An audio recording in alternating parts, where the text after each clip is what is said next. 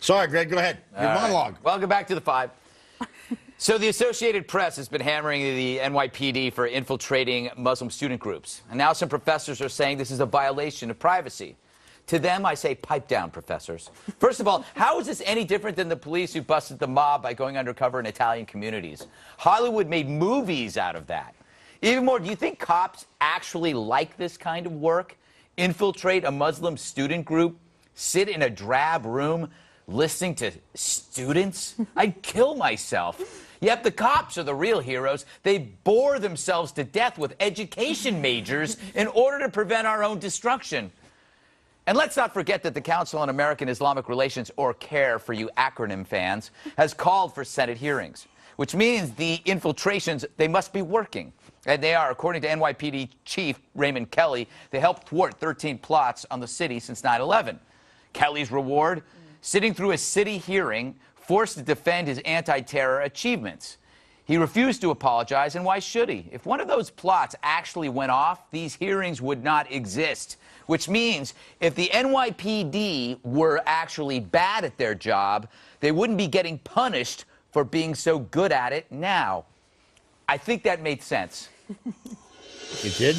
I'm not sure. I got it. Did you get it? Oh, yeah. Dana, you win the first question award. Okay.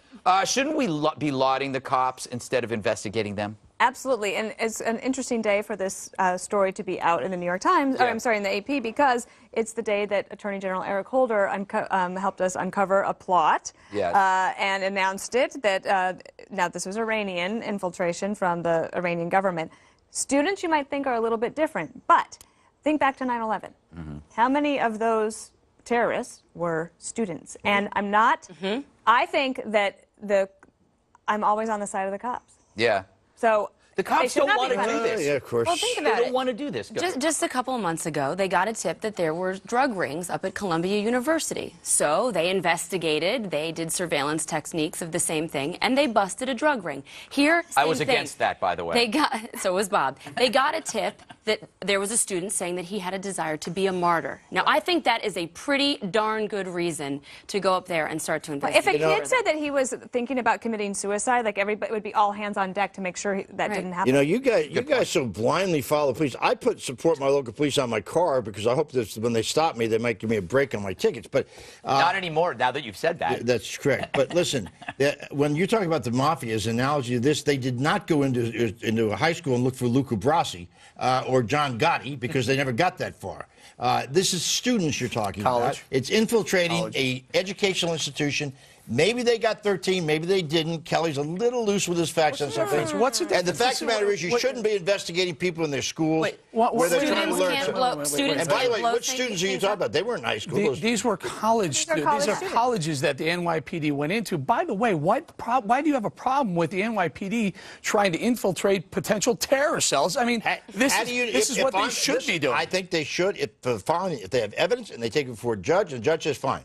Yeah. Then I think they should do it. Okay, then we're all in agreement. No, we're not all in agreement. He thinks you should just I think they should have access, and this came up. CARE was trying to sue the NYPD because the NYPD was going into mosques preemptively and listening in to find out if there's any sort of terror chatter. I'm in favor of that. Go for it, guys. Keep us safe. Why don't you go to a judge and say, I've got some evidence, here it is, and he'll say, fine, do your infiltration. A New York City judge is going to go, sure, fine. I don't think so. Well, it also it brings back to if you want to rip the Constitution up, go ahead. But Greg, I think that I'd like your take on this because it's a question of where do your civil liberties end and my right to be protected end, and where do they meet? And I think that's what the NYPD has been trying to balance. And we should be supporting them instead of investigating them. Briefly, you brought up these new individual suspects. I think they actually have. We have some pictures of these guys that have just been arrested. Correct? Let Eric try to give the Iranian American. There was that sketch of him earlier. We had a sketch. Now we had a picture. There he is. If that's a sketch, it's a damn good sketch. There's a stand-up individual I've ever seen. There, Bob, you want to protect his individual rights. You don't want to listen into what he's got to say behind closed doors. The guy I used to drink with. All right, you probably did drink with him. Anyway, speaking of Iran, have you been following the case of this Iranian pastor who's facing a possible death sentence? But he's been referred to the Iran supreme leader because of international pressure, because What kind of? Is, Well, he is a was Christian Muslim and he converted to Christianity. And they're going to that is, execute him. That is punishable by death in Iran. And the Iranians are coming under tremendous worldwide pressure, maybe not enough.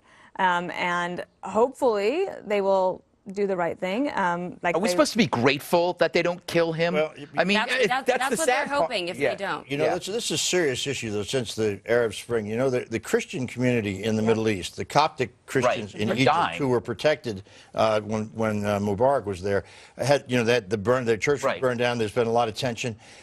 There is, I think, some vulnerability across the board for Christians throughout the Middle East, and that's dangerous. We have enough problems with the Chinese refusing to allow Christianity to flourish there.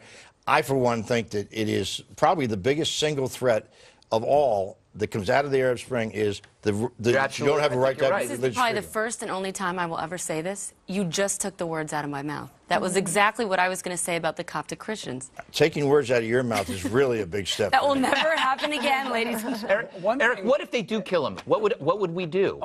I'm not sure what we would do, and I agree with the people on the left side of the screen right now. But I will tell you, this is very interesting the way they're going to handle this. When the two hikers that found their way into Iran, and Ahmadinejad said, "I'll take $1 million," or three of them, "I'll take $1.5 million, let all three go." They're going to hand this one over to the mullahs, the supreme leader. That's the real power in Iran. It's not Ahmadinejad, it's them. And they probably said, "Look, back off. This is ours now." They're a scary group. If you could pronounce those two Iranians, could you not say Bob and Andrea as opposed to the two people on the left of the screen?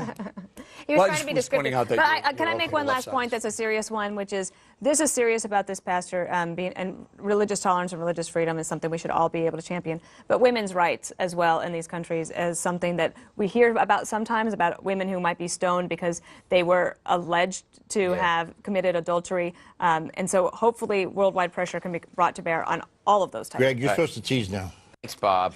Okay. You're like the Tease hall monitor. I am. All right, coming up, will Sean Penn ever make another film that makes an actual profit? Of course not. And we'll tell you why next on The Five. Who? What makes you cry?